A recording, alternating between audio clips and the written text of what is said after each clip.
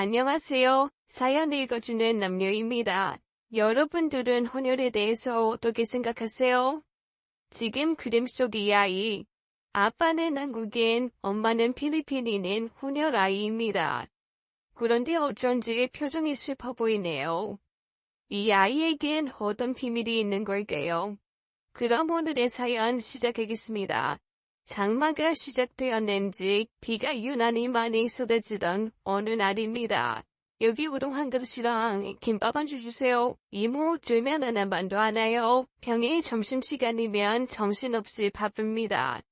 대학교에 위치한 분식집이라 학생들로 가득해서 근처 대학에 다니는 딸까지 와서 듣고 있었죠. 엄마, 빨리 알바생 써야지. 이러다 병원 가겠어. 알바생 쓰는 게 쉽니? 며칠 못 버티고 나가기 일쑤인데. 그건 그렇지. 아, 나 이제 수업 들어가 봐야 해. 어머나, 너 밥도 못 먹고 어쩌니? 엄마가 후딱 김밥 한 줄 말아줄게. 아니, 그냥 편의점에서 빵 하나 사가고 들어갈 거야.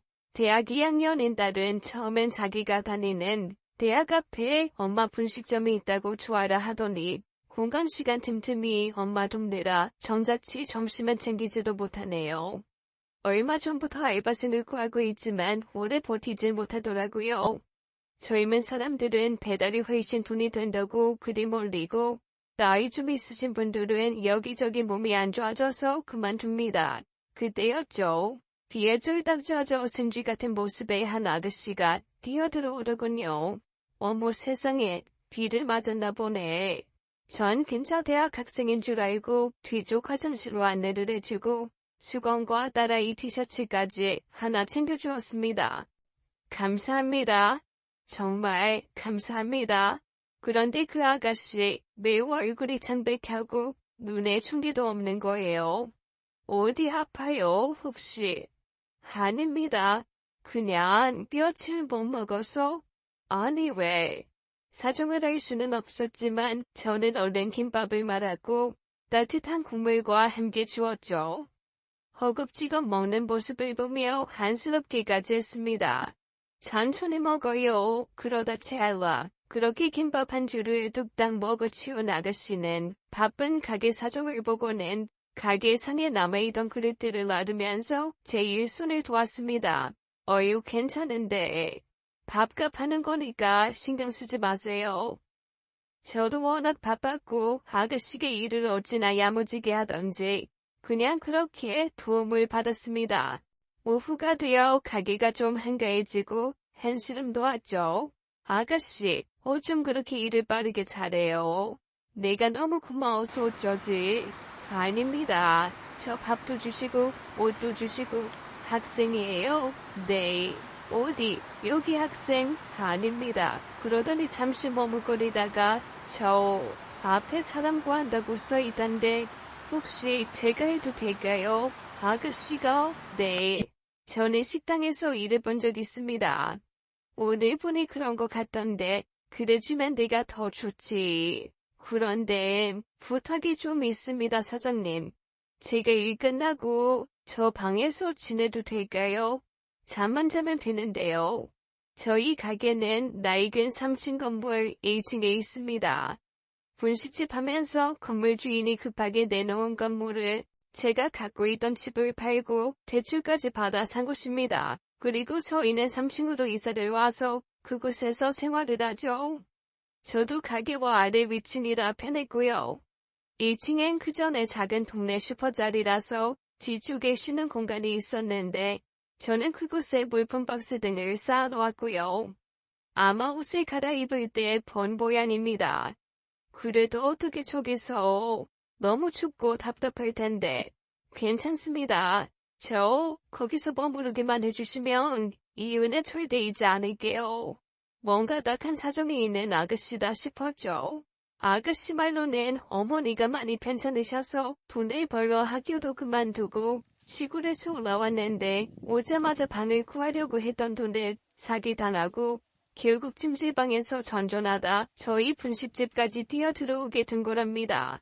처음엔 좀 망설였지만 딸과 비슷한 도래라 찜질방을 전전하게 할 수도 없어 그렇게 허락을 했죠. 그런데 그 아가씨와의 만남은 제 인생을 송두리째 바꿔놓았습니다. 아니 그렇다고 아무나 집으로 사람을 들이면 어떡해. 그렇다고 서울 와서 사기당하고 돈 한 푼 없다는데 남은 방 좀 쓰게 하면 되지. 당신은 그게 문제야. 사람을 너무 믿어. 저러다 돈 들고 튈 수도 있어. 그런 아가씨 아니거든. 엄마 병원비 때문에 학교도 그만두고. 하여튼 순진하긴. 다 그렇게 사람 안심시켜놓고 뒤통수 때리는 거야. 이 사람은 속기만 했나. 참. 가게에 가지고 갈 것이라곤 김밥 재료뿐이거든.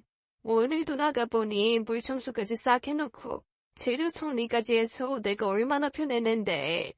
아무튼 난 마음에 안 들어. 그러니까 내보내. 남편은 유난히 예민하게 굽니다. 특히 낯선 사람에 대해서는 경계심을 드러내는데 어머니 말로는 남에게 속은 적이 있어서라고 하더군요. 미안해 홍주씨. 우리 남편이 아무래도 낯선 사람에 대한 기피증이 있어서 계속 여기서 지내기는 힘들 것 같아. 대신 내가 다른 방을 좀 알아봐 줄게. 그렇게 다른 방을 알아볼 때까지만 머무르기로 하고 홍주씨와의 동거는 계속되었죠. 이 근처 원룸들 엄청 비싸 엄마. 보증금 300은 있어야 하고 월세도 40만 원에 관리비까지 50은 없어지는데 학생이 벌면 얼마나 번다고. 그러게 큰일이네. 니네 아빠는 저렇게 펄쩍대고. 아빠는 왜 그래? 지난번에도 그러고 보니 지난번에 딸이 아침마다 필리핀 선생님과 전화 영어를 한다는 소리에 펄쩍대며 그만두라고 한 적도 있습니다. 아니 영어를 배우려면 학원을 가지 무슨 전화로 영어를 한다고? 아빠 요즘 다 그렇게 전화로 영어 공부해. 당장 그만둬. 대학 나왔는지 아닌지도 모르고 그걸 어떻게 믿어? 그때도 그렇게 해서 전화 영어를 그만둔 적이 있습니다. 친구도 좋아하고 사람들에게도 호의적인데 새로운 사람에게는 경계심이 엄청 강합니다. 그것 또한 남편이 젊은 시절 사기를 당하고 트라우마로 남았던 것이라 이해하기로 했죠. 홍주는 누구보다 열심히 일을 했습니다. 영어도 잘해서 가끔 오는 관광객 촌리뭉대도 잘했고 맘에 쑥 들게 일도 잘하더군요. 이런 알바생 구하기는 요즘은 정말 하늘의 별따기인데요. 혹시라도 그만둘까 저는 걱정이 되어서 있을 만한 곳을 적극적으로 알아보았습니다. 그래. 고마워. 우리 집 단골인 분이 얼마 전 아버지가 돌아가시고 어머니 혼자 계시는 게 영 마음이 쓰였다면서 함께 지내도 좋다고 하더군요. 밤에 말동무나 해드리면 된다면서. 세상엔 이렇게 좋은 분들도 있습니다. 바로 요 뒤 아파트야. 그냥 할머니 일찍 주무신다니까 퇴근하고 들어가서 씻고 자면 되고 아침만 차려드리고 같이 식사하고 그러면 된대. 감사합니다 사장님. 홍주씨 놓치고 싶지 않아서 내가 이러는 거지. 어쨌든 다행이다. 그치? 그렇게 홍주의 숙소가 정해지고 이것저것 챙겼습니다. 기본적인 세면 도구부터 우리 딸 윤희가 화장품까지 선물해 주더군요. 홍주가 숙소를 옮기는 전날 밤 영업이 끝나고 집으로 올라왔는데 핸드폰이 없는 겁니다. 나이가 나이인지라 건망증이 무섭죠. 저는 부랴부랴 가게로 갔습니다. 혹시 홍주가 잘 수도 있으니 조심스럽게 들어갔죠. 당신이 왜 여기 있어? 남편이 가게에 있는 겁니다. 가게 문 안 닫은 줄 알고.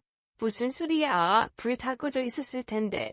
홍주 씨는 그때 의자 한켠에서 울고 있는 홍주의 모습을 보았습니다. 홍주 씨, 왜? 저는 남편이 원망스러웠죠. 또 무슨 말을 했을지 뻔히 알기에 화도 났고요. 저는 남편을 데리고 부랴부랴 집으로 올라갔습니다. 도대체 왜 이래? 내일 숙소 옮긴다고 했잖아. 아니 그러다 무슨 일이라도 하면 당신이 책임질 거야. 이 괜히 남의 집에 알지도 못하는 사람 소개하고. 걱정 마. 부족도 마침 방 하나 쓸 사람 구하고 있었고 홍주씨가 간단히 누구보다 좋아하더라. 젊은 친구라고. 그건 그렇고 애한테 가서 뭐라고 했길래 홍주씨가 울고 그래. 내가 뭐라긴 뭘 뭐래. 화를 펄컥 내고 집을 나가버린 남편은 새벽이 되어서야 술에 취해 들어오더군요. 미안해 홍주씨.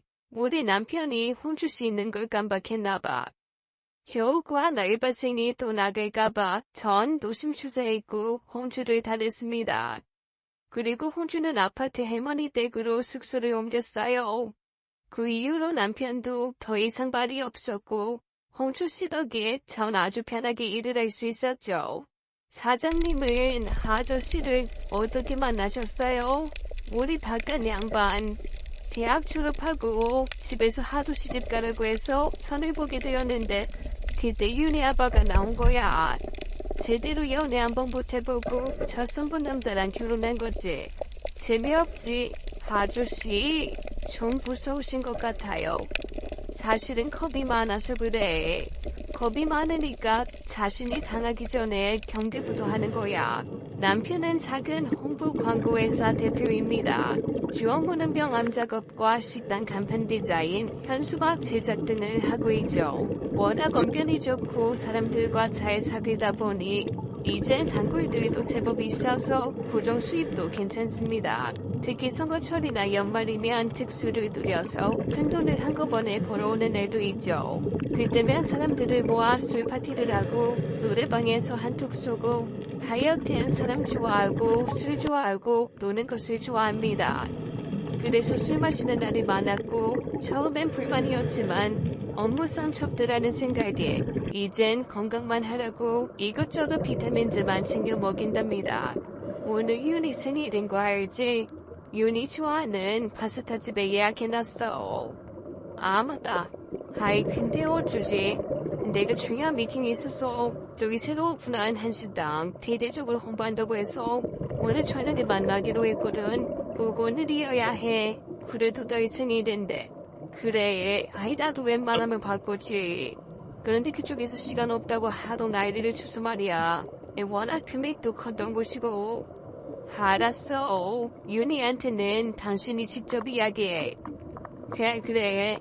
내가 이번에 큰 건 당겨서 당신 핸드백 사줄게. 그냥 돈으로 줘. 들고 갈 데도 없는 핸드백은 됐어요. 저는 이미 스맨석으로 예약을 했기에 고심하다가 홍주씨를 데리고 가기로 했죠. 같이 가요. 어차피 저녁에 할 일도 없잖아. 저까지요? 아니에요. 홍주 언니 같이 가요. 나 생일인데 축하 안 해줄 거예요? 우리 새가 온다 해보세요. 언제도 금세 홍주가 언니가 되었습니다. 딸의 반응에 홍주는 함께 동행을 했고 저희 스승 파스타집에서 저녁 식사를 시작했죠. 근데 언니는 어떻게 그렇게 영어를 잘해요? 그러게. 우리 윤희는 영어 공부를 엄청 해도 손님 오면 말 한 번 대기가 힘들던데. 아이, 저는 그게 모국어예요. 모국어? 그게 무슨 소리예요? 사실은 저희 어머니가 필리핀 분이라서 필리핀에서 태어났고 그곳에서 어린 시절 자랐습니다. 저희는 깜짝 놀랐죠. 그동안 아프다고 한 어머니가 필리핀 사람인 것도 몰랐고 홍주씨가 필리핀 혼혈인 것도 전혀 몰랐으니까요. 전혀 몰랐어요. 한국 사람 같아서. 네, 말 안 하면 모르시더라고요. 그럼 아프다는 어머니는 여기 계신 게 아니에요. 네, 필리핀에 계세요. 그럼 왜 여기까지 왔어요? 곁에서 봐드려야지. 그제서야 홍주씨는 눈물을 흘리더군요. 저 수술비가 없어서 수술비를 마련해야 돼요. 그리고 잠시 말을 못 이어가던 홍주씨의 말에 저와 윤희는 너무 가슴이 아팠습니다. 돈을 받아야 하는 사람이 있습니다. 친척 누구? 고모 삼촌? 아니, 아빠. 홍주씨의 아빠는 홍주씨를 낳고 한국으로 돌아가 오지 않았답니다. 가끔 TV에서 그런 사연을 들은 적은 있지만 이렇게 직접 듣고 보니 같은 한국인으로서 미안해지더군요.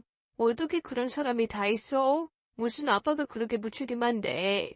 아빠 이름이나 사진은 있어요? 이름은 앤디 킴이고 사진은 없습니다. 엄마 말로는 찍은 사진을 전부 불태우고 떠나다고 했어요. 이런 미친놈. 저도 모르게 욕이 나왔죠. 누굴 보고 욕을 하는 거야? 그때 남편이 들어왔습니다. 손에는 꽃과 케이크 들려져 있었죠. 여보. 아빠, 어떻게 된 거야? 어떻게 되긴. 아무리 생각해도 우리 딸 생일이 더 중요하니까. 그때 눈물을 닦으러 화장실에 갔던 홍주가 돌아왔죠. 어떻게 여길? 우리가 같이 오자고 했어요. 당신 못 온다고 해서. 남편이 워낙 홍주 씨를 좋아하지 않아 조심스러웠지만 딸 생일인데 설마 뭐라고 할까 싶었죠. 앉아요. 당신도 식사해야지. 나보고 왔어? 와, 꽃 너무 예쁘다. 그러게, 생존가도 나한테는 장미 한 송이 없더니 나의 바보는 다르네. 홍수 씨는 차분한 듯 보였고 전 분위기를 위해 화자를 바꿨죠. 여보, 홍수 씨가 사실은 엄마가 필리핀 분이래. 그래서 그렇게 영어를 잘한 건가 봐. 그 소리에 남편은 표정이 싹 바뀌더군요. 너무 대단하지 않아요? 홍주 씨 필리핀 대학에서 관과 전공하고 있나 봐. 공부도 엄청 잘했는데 엄마 편찮으셔서 이렇게 돈 벌어 나왔대. 전 도망간 홍주의 아빠 이야기는 하지 않았죠. 그렇지 않아도 별로 좋지 않은 감정인데 괜한 이야기 꺼내서 분위기 흐를 것 같았습니다. 유니 씨, 생일 축하해요. 제가 별것은 아닌데 필리핀에서 엄마가 만들어준 팔찌예요. 어머, 예쁘다. 너무 예쁜데요. 근데 이렇게 귀한 걸 날 줘도 돼요? 엄마도 기뻐하실 거예요. 한국 와서 제가 얼마나 도움을 많이 받고 있는데요. 고마워요, 정말. 그럼 홍주 언니 생일은요? 나도 알아야 선물을 하지. 저는 12월 5일이요. 와, 좋은 날 태어났네요. 저희 고향은 12월도 안 추워요. 맞다. 필리핀은 따뜻하지. 홍주 씨의 사정을 듣고 보니 정말 도와주고 싶었습니다. 겨우 21밖에 안 된 아가씨인데 엄매의 병원비를 받으러 먼 한국까지 왔다는 것이, 그리고 남의 나라까지 가서 돈을 빌리고 갚지 않고 도망왔다는 그놈도 진짜 나라 망신시킨다는 생각이 들었습니다. 걱정 말아요. 우리가 꼭 찾아줄게. 뭘? 아버지 말하는 거야?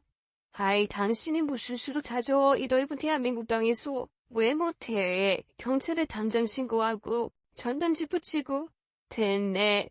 그냥 이름 하나 달랑 가지고 왔다던데. 그건 그렇고 당신은 아버지 찾는다는 걸 어떻게 그렇게 잘 알아? 그날 들었어. 당신한테 혼난 날 울고 있길래 무슨 일인가 물었지. 그러고 보니 남편이 가게에 물 마시러 갔다는 그날 그 아가씨는 울고 있었던 기억이 납니다. 이것도 인연인데 우리가 힘껏 도울게요. 일한 만큼 돈도 챙겨주고 그 나쁜 놈도 잡고. 감사합니다, 사장님. 난 우리 딸 같은 마음에 사정이 너무 딱해서 도와주기로 했습니다. 관광 비자로 들어와서 체류 시간도 길지 않았고 엄마 수술을 빨리 해야 하기 때문에 시간을 지체할 수 없다고 했죠. 저는 자세한 사항을 물었습니다. 찾으려는 사람은 앤디 김, 20년 전에 그렇게 불렸다고 했습니다. 아마도 그곳에서는 그런 이름으로 사용한 것 같은데 한국 이름은 모르더군요. 사진도 한 장 없는 그 앤디 김이라는 사람, 사실 난감했습니다. 당신이 좀 알아봐줘요. 당신은 발이 넓잖아. 참나. 근데도 그걸 어떻게 찾아? 당신도 걔나 내보내지 말고 적당히 돈 줘서 내보내. 사람이 왜 이렇게 차가워? 불쌍하잖아. 남편은 제가 하는 행동이 못마땅한 것 같았고 저는 그런 남편에게 더 이상 도움을 받지 않기로 하고 경찰서에 물어봤지만 정말 쉬운 일은 아니었죠. 그렇게 시간이 흐르고 저도 조금씩 지쳐가고 홍주도 포기한 것 같았습니다. 엄마, 우리과 동기 아버지가 20년 전에 필리핀에서 사업을 했는데 앤디 킴이라는 소녀의 가족이 있는 것 같대. 정말? 이름은 모르겠는데 그 당시 가이드를 했었나봐. 사업자 한국서 오는 사람들 공항에 데리러 나가고 데려다주고 관광도 시켜주고 뭐 이런 사람이 있었는데 친구 아버지도 몇 번 만났었다고. 20대 중반이라나. 그래서 혹시 수식은 안 돼? 그건 모르고 얼마 있다가 한국에 사랑에 들어갔다고 하던데 결혼한다고. 그래. 그럼 진짜 그런 사람이 있긴 했구나. 아, 그리고 그 사람 고향이 청주라고. 맞다. 청주에 오면 한번 모신다 이런 이야기를 많이 했었대. 그게 끝이야? 그래. 니네 아빠 청주니까 혹시 알 수도 있겠네. 전 너무 반갑고 기뻤죠. 남편의 고향은 청주고 청주에서 초중고를 모두 졸업했거든요. 그래서 남편이 오자마자 물었죠. 여보, 청주에 혹시 필리핀에서 가이드하다 온 사람이나 찾아봐. 갑자기 그거 무슨 소리야? 아니 우리 윤희가 좋은 정보를 갖고 왔더라고. 애까지 왜 그렇게 쓸데없는 짓을 하게 만들어. 이 공부하는 애한테 참 당신도. 그게 왜 쓸데없는 일이야. 남 힘들 때 도와주는 그것도 공부지. 남편은 화를 냈습니다. 그리고 다음 날이었죠. 홍주가 아무 이야기도 없이 출근을 하지 않았습니다. 저는 걱정이 됐고 점심시간이 끝난 후 홍주가 살고 있는 할머니 집으로 향했습니다. 할머니 댁을 가려면 1동과 2동을 지나야 하는데 1동 앞에 눈에 익은 차 한 대가 있더군요. 분명 남편의 작업 차량이었습니다. 그저 이 아파트에 작업을 하러 왔다고만 생각했죠. 그때 남편이 나오더군요. 저는 서프라이즈 하려고 기둥 뒤에 숨었죠. 그런데 남편의 손을 잡고 나오는 아이가 있었습니다. 유치원 정도의 나이로 보이더군요. 여보, 저를 본 남편은 놀란 듯 했습니다. 아이 깜짝이야. 아이 당신이 이 시간에 왜 여기? 홍주씨가 출근을 안 해서 집에 찾아가는 중이야. 그런데 당신은 이 아이는 누구야? 그게 아인데 할머니 댁에 좀 바래다달라고 해서. 그게 아이를 왜 당신이 임신 중이거든. 만삭이라 꼼짝을 못해서 부탁하더라고. 저는 좀 의아했지만 그럴 수 있다고 생각했습니다. 일을 따내기 위해서는 물불을 안 가리는 남편이니까요. 그만둔다고 하던데 누가? 그 필리핀 여자애. 당신한테 그래? 나한테는 그런 말 없던데. 글쎄, 너무 친절해서 미안했나 보지. 저는 홍주를 찾아갔고 홍주는 가방을 싸고 있었습니다. 아저씨가 대신 이야기해 주신다고 했는데 근데 왜 갑자기 그만둔다는 거야? 사람 찾아야 한다면서? 어디로 가려고? 아무래도 필리핀으로 돌아가 봐야겠어요. 엄마가 많이 아프대요. 좀 좋아. 그래도 이렇게 그냥 가면 어떡해. 그동안 감사했습니다. 제가 이 은혜를 꼭 잊지 않을게요. 저는 일한 돈에 조금 더해서 챙겨주었습니다. 돈을 받고 잠시 머뭇거리던 홍주는 뭔가 할 말이 있는 듯 했죠. 사장님, 무슨 할 말 있어? 남편, 아저씨, 너무 믿지 마세요. 뭐? 그게 무슨 소리야? 여기 아파트에서 어제 봤어요. 어떤 임신한 여자랑 차 타는 것도 보고, 그 여자. 나 알아. 남편 국익이야. 그런 것 같지 않던데. 굉장히 친절해 보이고 거래처 건물주인데 우리 남편을 좀 부려먹지. 이것저것 시키는 게 많거든. 돈 벌어먹고 사연이 할 수 없나 봐. 힘들어 해야죠. 그렇게 홍주는 남편에 대해서 마지막 말을 남기고 떠났습니다. 당신 좀 조심해야겠어. 일 때문인 건 난 알지만 사람들은 오해하잖아. 홍주도 당신 보고 놀랬나 봐. 임신한 여자랑 같이 있다고. 매가 아주 당돌하네. 이것 봐. 당신하고 나하고 결국 이간질하고 떠나잖아. 그런 거 아니고 내가 걱정되니까 그런 거지. 걔 엄마도 이상한 남자 만나서 배신당하고 힘들게 살았으니 애가 남자에 대해 좋은 생각이 들겠어? 배신이래?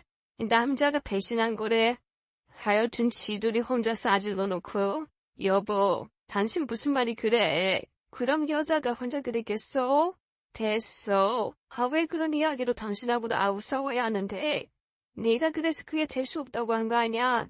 남편은 격하게 흥분했고 저는 그런 남편을 보면서 이런 성격이 있었나 새삼 놀랐습니다. 전에 볼 때만 해도 세상에 이런 젠틀맨은 없었으니까요. 잠을 열어주는 건 기분이었고 요즘으로 주셨으니까든지 저희 아빠한테도 이메일처럼 보내죠. 그렇게 아빠가 집을 마련해주시고 남편의 사업자금도 대주셨으니까요. 공안 때만보다 새겨운 남편을 보니 좋으셨던 모양입니다. 20년간 완벽에 가깝게 남편 노릇과 아빠 노릇을 한 사람이죠. 주변 이웃들에게도 평판이 좋았고 함께 일을 하는 직원들도 쿨하고 성격 좋은 사장님으로 이야기했습니다. 그런데 그렇게 홍주가 떠나고 3주쯤 지나서였을까요? 아마 3회 못 들어올 거야. 뭘 그렇게까지 해. 그냥 인사만 하면 될걸. 큰 계약 따르면 이번이 기회야. 저 경쟁업체 놈들은 아예 거기서 돗자리 가르다니까. 큰 계약을 앞두고 대표의 아버지가 돌아가셨다네요. 그래서 아예 3일 내내 장례식장에서 조문을 한다고 했습니다. 저는 검은 양복과 넥타이를 준비했고 남편은 그렇게 부산에 있는 장례식장으로 갔죠. 홍주가 간 후 저는 아줌마 알바생을 구해서 함께 일을 시작했습니다. 다른 가게에서 일한 경험이 있어서인지 일은 잘했지만 말이 좀 많더군요. 잠시도 쉴 틈 없이 말을 하는 아줌마의 말에 재밌기도 했지만 지치기도 했습니다. 난 처음에 남편인 줄 알았다니까. 그냥 너무 자연스러운 거야. 그런데 알고 보니 부인이 따로 있고 우리 일하는 집 사모님은 그냥 뭐라고 할까? 애척? 아니다. 여기가 진짜 부인일 수도 있지. 아니, 어떻게 30년 넘게 그걸 눈치를 못 채요? 와이프 바보 아냐? 얼마나 완벽하게 두 집 살림을 하면 그러겠어. 세상에 한쪽 다 그렇게 좋은 남자는 없어요. 전 아줌마의 말에 말도 안 된다고 했고 아줌마는 일하러 다니는 집마다 사연을 꺼내며 이야기 꺼내기 바빴죠. 잘못하다. 나도 모르는 사이에 내 재산이 다른 애한테 간다니까. 남들로 웃어넘기던 그 일이 현실이 되는 건 그리 오래 걸리지 않았습니다. 여보, 내가 치킨 사왔어. 오랜만에 우리 치맥 어때? 저한테 미안해서일까요? 아님 이것도 일종의 영업일까요? 남편이 가게에서 시금치를 다듬고 있던 저를 위해 치킨을 사왔답니다. 뭐 좋은 일이라도 있어? 에이지, 중요한 계약도 안 했어. 그렇게 장례식장에서 힘 빼더니 결국 해냈네. 말도 마. 아이 그 상대 놈들 얼마나 야비한지. 걔봐야 나한테는 못 당하지. 아주 신이 난 듯 이야기하는 남편을 보며 오랜만에 행복한 시간을 보냈습니다. 이제 바쁜 건 끝난 거야. 끝나면 안 되지. 이 비즈니스가 끝이나.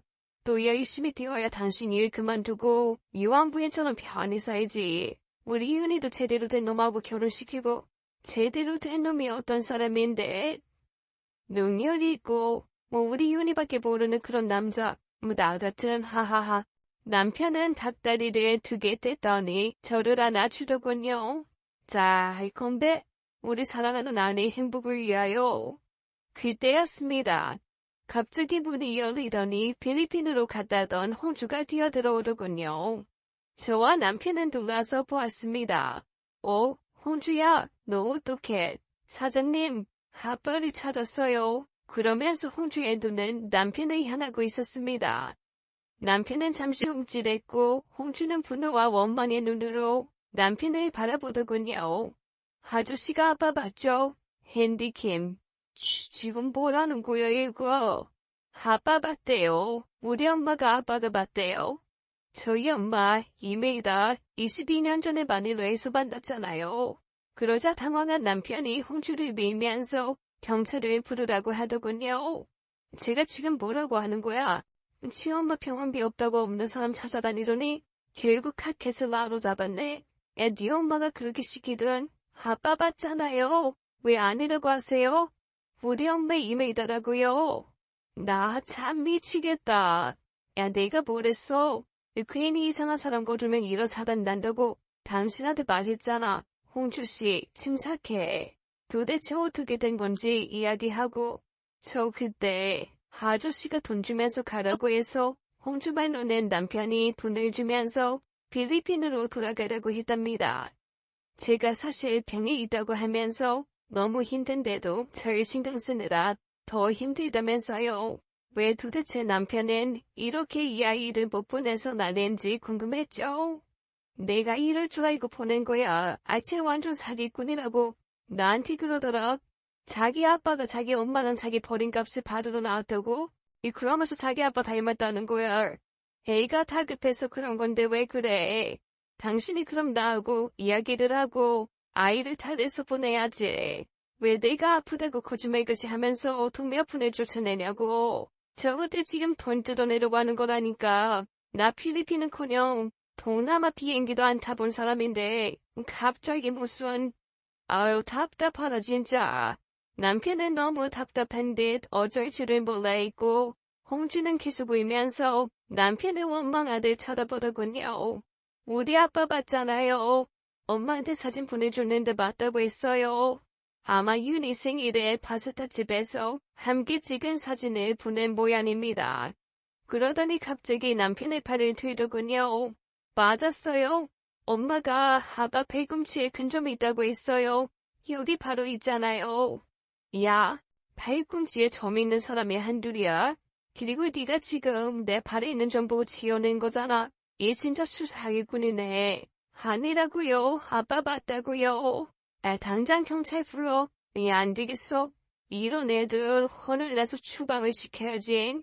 남편은 경찰을 불렀고 홍주는 끌려가다시피 갔습니다. 저는 혼란스러웠지만 남편의 말을 믿기로 했죠. 왜냐하면 20년 전 남편을 만나고 바로 아기를 가져서 그 이후 남편은 한 번도 해외를 나가본 적이 없거든요. 그동안 마음으로도 도와주려고 했었던 홍주에게 배신감이 느껴졌습니다. 20년간 평화롭던 우리 가정을 깨고 있다는 생각이 들어서죠. 엄마, 난 아빠 믿어. 보이스피싱도 결국은 내 가족을 믿지 못하고 범인들 말만 듣고 돈 빼앗기는 거잖아. 홍주도 예쁘러 우리 집을 타겟으로 접근했을 거야. 엄마가 워낙 여기저기 어려운 사람 도와주는 건 웃음이 났잖아. 딸의 말을 듣고 보니 남편에게 미안했습니다. 미안해 여보. 내가 당신을 믿지 못하고 당신 하나 기억도 없는 거 맞지? 그러니까 알려주세요. 우리 둘이라도 이러지 말자.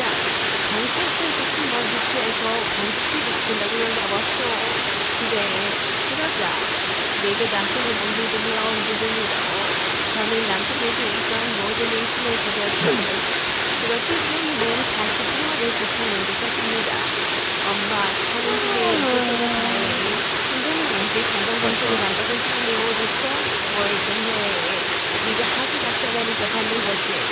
그래도 딸밖에 없네. 엄마 생각하는 건 이왕 하는 거 제대로 하려면서 부동산에든 같은 없는 예약이 부동산에 가겠습니다. 아끼고 검증도 들어가죠. 공연을 시도하는 어떤 분위기도 힘들다고 하던데 괜찮은 건지 모르겠습니다. 우리 진짜부터 다양한 인사를 하고 마지막 작은 공부를 위해 정신의사 쪽으로 향하던 저는 눈을 의심했습니다. 남편이 여자의 핸드백을 들고 대기실에 앉아 있었으니까요. 무슨 일인가 하며 다가가려는 순간 배가 만삭인 여자가 화장실에서 나와 남편의 옆에 앉더군요. 오윤비 씨, 남편분과 같이 초음파실로 들어오세요. 그때 저희 남편과 그 만삭의 여자가 일어섰고 남편은 그 만삭의 여자를 감싸듯 안고 초음파실로 들어가는 겁니다. 저는 그 순간 온몸에 주름이 돋았고 숨을 쉬기도 어려웠죠. 남편분이라니요? 설마 저것도 영업에 하나? 저는 혼란스러웠습니다. 그때 저를 부르는 소리가 들렸고 잠시 망설이다 자궁 검사를 위해 안으로 들어갔죠. 그리고 검사를 끝내고 나와보니 둘은 사라진 뒤였습니다. 검사 때문인지 뭔지 다리에 힘이 풀려 꼼짝도 할 수 없었고 의자에 앉아 물을 벌컥벌컥 마셨죠. 제가 지금 추궁해봐야 둥비꾸라지 빠지듯 빠질게 뻔합니다. 영업이니 거래처 사장 부탁이니. 그러나 오늘 본 그 장면은 아이의 아빠가 아니고는 절대 할 수 없는 행동이었죠. 그러나 어디에도 이야기할 수 없었습니다. 제 자존심도 있었으니까요. 그렇게 혼자서 속을 태우며 해결 방법을 고민했습니다. 여보, 오늘 어머니 생신인 거 알지? 그랬나? 어머니는 치매를 앓으신 지가 건 10년이 다 되어갑니다. 다행히 중증 치매가 아니라 집에서 간병인의 도움으로 생활을 하고 계시죠. 제가 일주일에 한 번씩 찾아뵙고 있는데 이젠 저를 알아보지 못할 때가 훨씬 많으십니다. 그 정중하시고 가랑가랑하시던 분이 저렇게 힘없이 남에게 의지하며 살아가는 모습을 보면 너무 마음이 아프죠. 어머니 승신이라 이것저것 좋아하시는 음식을 만들었습니다. 엄마, 할머니 가면 꼭 영상통화해. 걱정 말고 조심해서 다녀와. 다른 과 친구들과 렌트를 가게 되어 할머니 승신에 참석을 못하게 되었죠. 어머니, 좋았어요. 잘 지내셨죠? 그저 먼산만 바라보고 계신 어머니는 별 대답도 없으셨습니다. 요즘은 통말씀도 없으시고 하늘만 보고 계세요. 드시는 것도 너무 적어서 걱정이고 기력이 없으실 것 같은데. 네, 그래도 여사님이 계셔서 제가 마음 놓고 있습니다. 오늘은 댁에 가서 쉬세요. 저희가 있을 테니까. 네, 그럴게요. 그리고 엊그제 어머님이 정신이 바짝 나셨는지 방 창문을 정리하시고는 저기 갖다 버리라고 쌓아두신 게 있는데 제가 버려도 되는 건지 몰라서요. 예, 그거 제가 보고 처리할게요. 수고하셨어요. 그렇게 어머니 요양보호사가 떠났고 저희 부부는 어머니에게 국가에도 쉬어드리고 케이크에 초를 붙이고는 윤희에게 영상통화를 했죠. 할머니, 저 윤희예요. 할머니 승신에 못 가서 죄송해요. 제가 다음 주에 내일 꼭 할게요. 할머니 건강하셔야 해요. 사랑해요. 윤희의 영상에 옅은 미소를 보이시던 어머니는 무기까지 끄떡하시더군요. 어머니, 소녀다리 그렇게 좋으세요? 제가 이야기할 때는 보지도 않으시더니 그렇게 어머니와 생일을 보내고 났습니다. 어머니 목욕도 시켜드리고 로션도 발라드렸더니 기운하신지 잠이 드셨네요. 뭐 어쩌지? 작업 하나만 해달라고 연락이 왔네. 앞에 이벤트 현수막이 뜯어졌다고. 이 밤중에 내일부터 이벤트 시작이라는데 얼른 다시 작업해줘야 할 것 같아. 당신 혼자 괜찮겠어? 어쩔 수 없지 뭐. 어머님 주무시니 나도 대충 쉬고 먼저 잘게요. 조심해서 다녀와. 그래 여보. 고마워. 남편은 의뢰인 일이라면 자다가도 일어나는 사람이었습니다. 그렇게 남편이 가고 나니 그대 요양보호사님 이야기가 생각이 났어요. 어머님이 정리해 놓으신 짐이요. 건너방 한켠에 쇼핑백에 모아둔 짐이 제법 되더군요.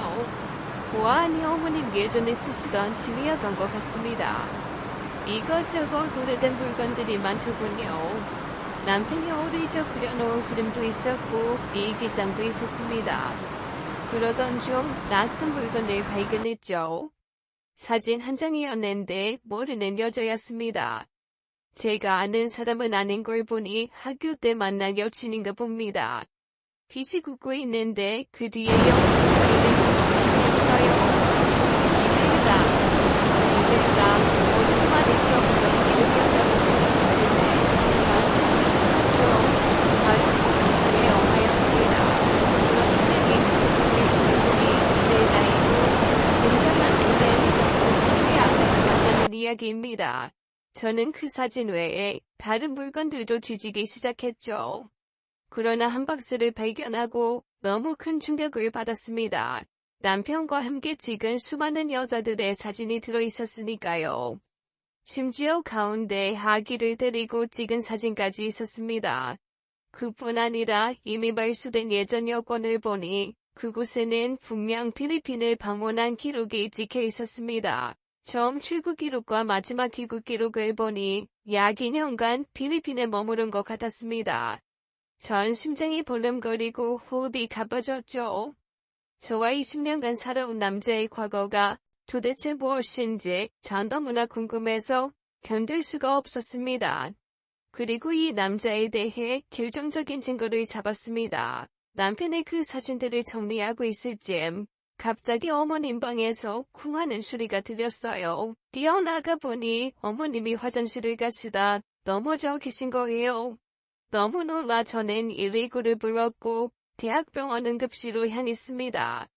그리고 어머니와 응급실에 도착한 저는 기막힌 상황에서 이성을 잃고 말았는데요.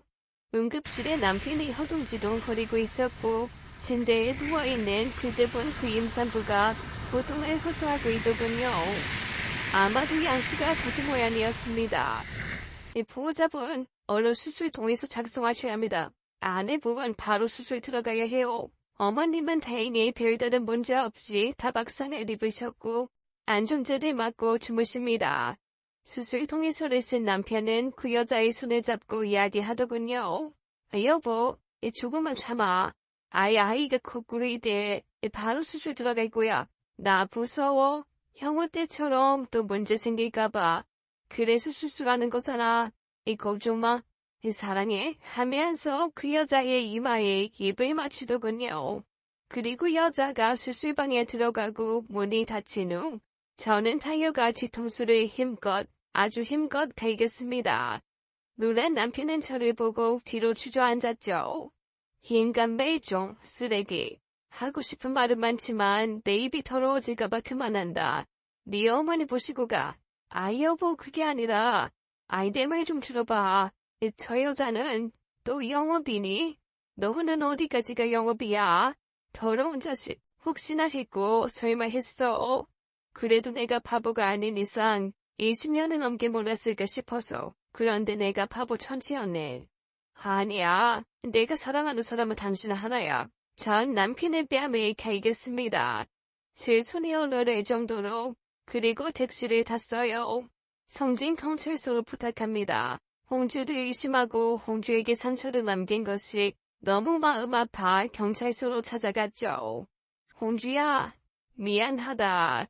네 말을 믿지 못하고 그렇게 무지개를 쫓아서. 그리고 그날 저는 홍주와 홍주 엄마의 한 맺힌 이야기를 들을 수 있었습니다. 22년 전 필리핀 마닐라. 홍주의 엄마는 그곳에서 대학을 다니며 평범한 교사를 꿈꾸던 여대생이었죠. 그 당시 한류 드라마가 한참 붐을 일으키며 한국에 대한 로망이 있는 젊은 여성들이 많았다고 합니다. 그때 알바하던 식당에서 손님들과 함께 온 가이드는 종업원들에게 친절하고 매너 좋은 남자로 소문이 나 있었죠.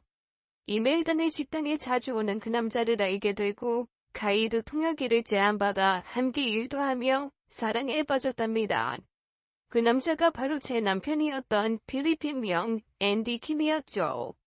남편은 한국에서 전문대학을 졸업하고 취업이 되지 않자 지인의 소개로 필리핀으로 건너가 임시 가이드 일을 시작했죠.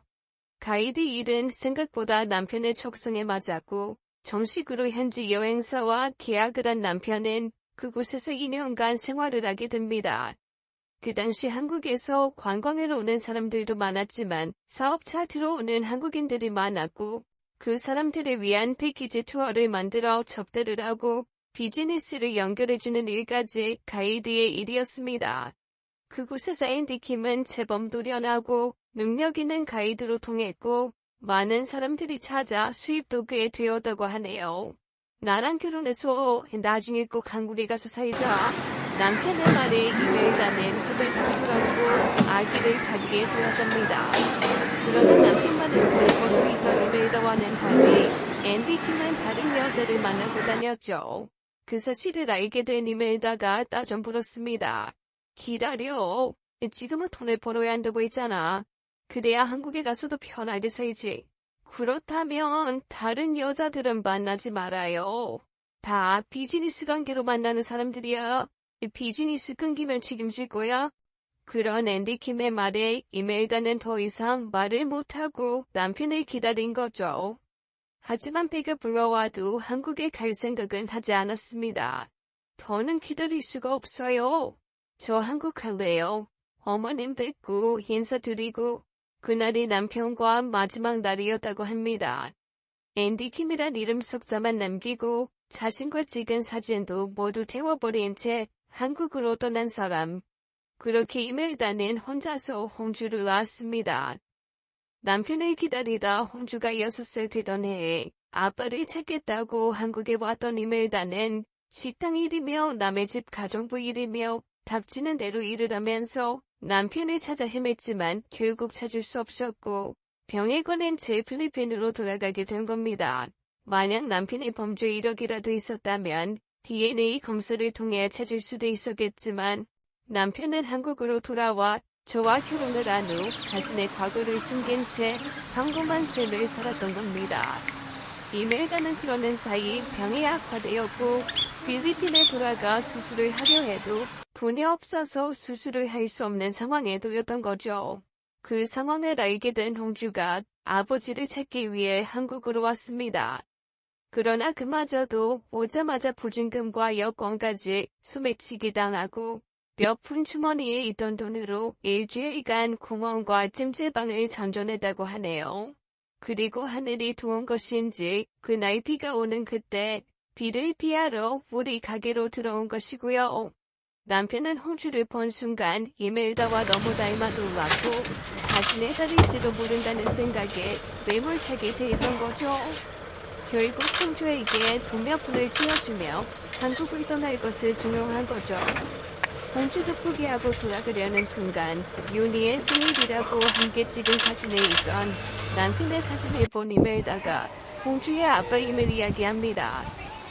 결국 그 사실을 알게 된 홍주가 다시 찾아와 아빠라고 했지만 경찰까지 불러서 강제 출국당할 위기가 온 거죠. 엄마가 너무 아파요. 아빠가 너무 믿지만 엄마를 살릴 사람은 아빠밖에 없어요, 사장님. 눈물을 흘리는 홍주를 보면서 같은 여자로서 저는 마음이 아팠습니다. 저보다 먼저 만난 여자였고 그 어려움 속에서도 한 남자만 생각하고 찾아다닌 이멜다. 저는 그 모녀의 이야기를 듣고 분노가 치밀어 견딜 수가 없었습니다. 그동안 Mami, give me the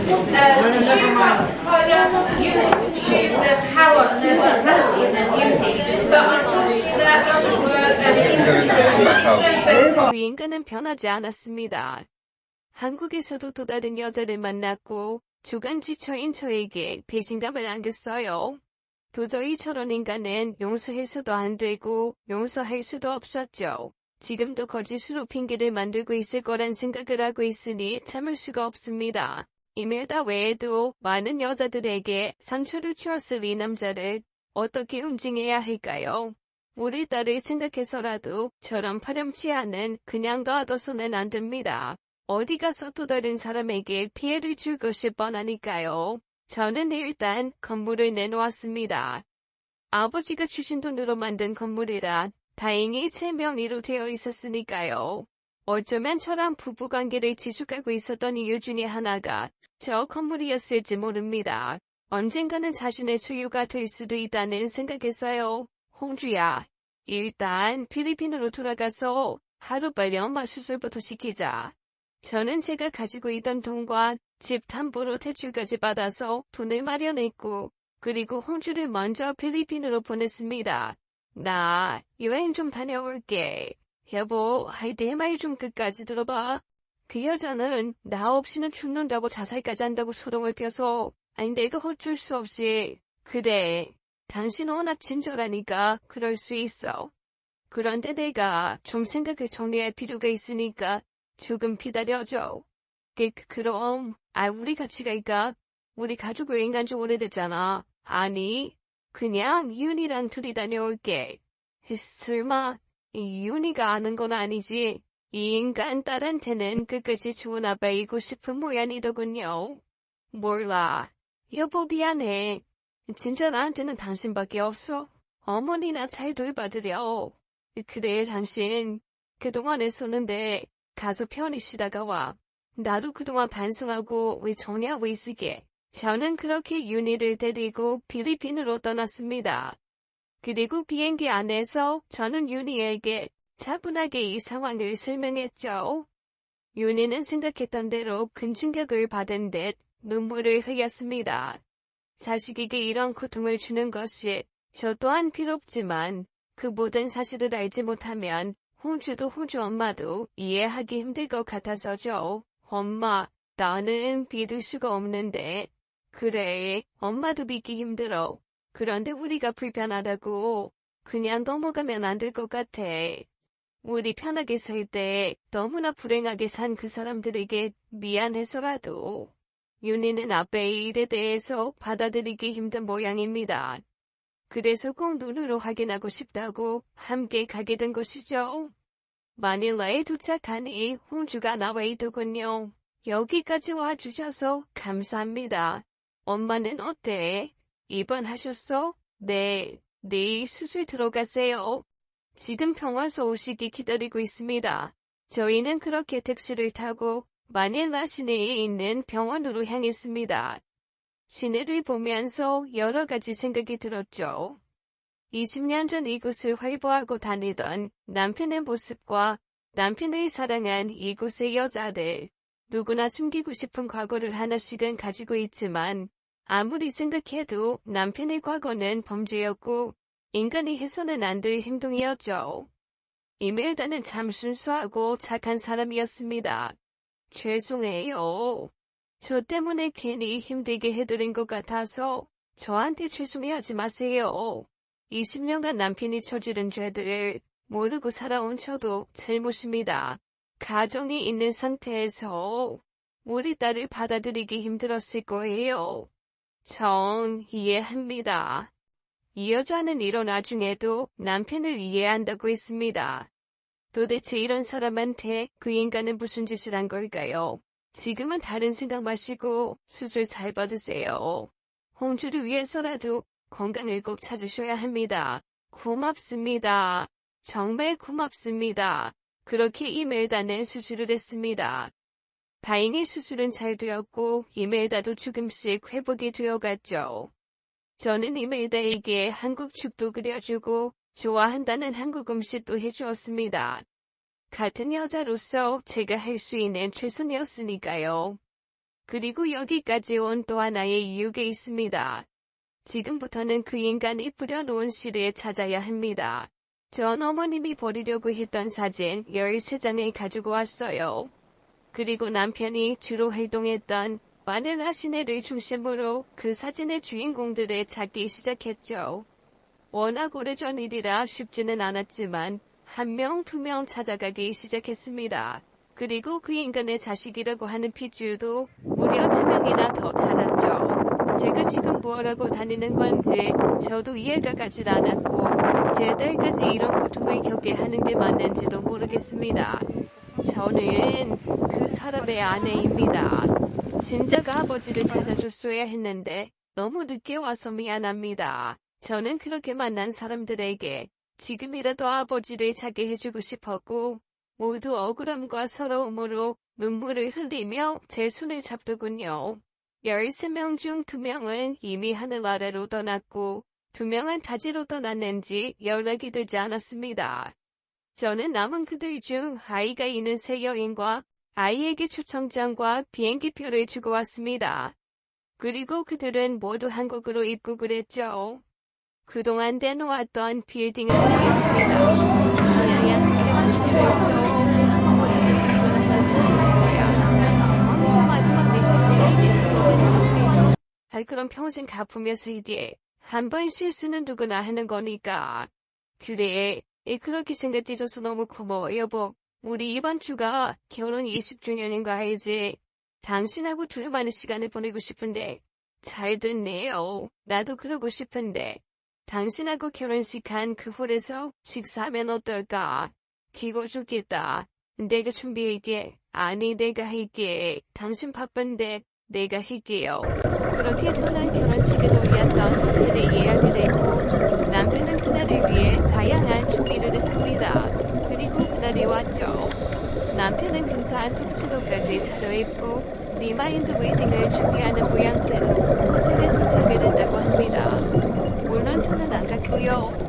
한껏 흥분한 모습으로 홀에 들어간 남편은 그 자리에서 아무 말도 못했죠. 자기가 꾸린 씨앗들이 장수하여 그 앞에 모두 앉아 있었으니까요. 그리고 어떻게 되었냐고요? 별명하는 그 남자에게 모두 유전자 검사를 통해 수술을 진행했고 가지고 있던 모든 돈을 물건 파렴치 않으로 낙인이 찍혀 업계에서도 완전히 매장이 되었습니다.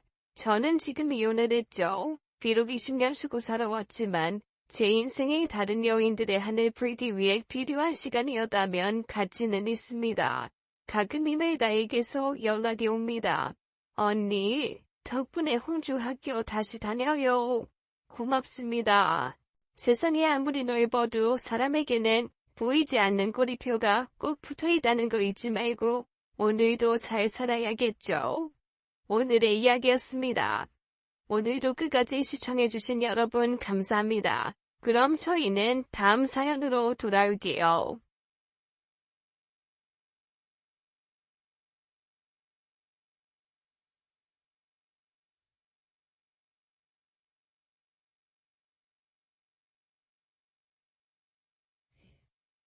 예.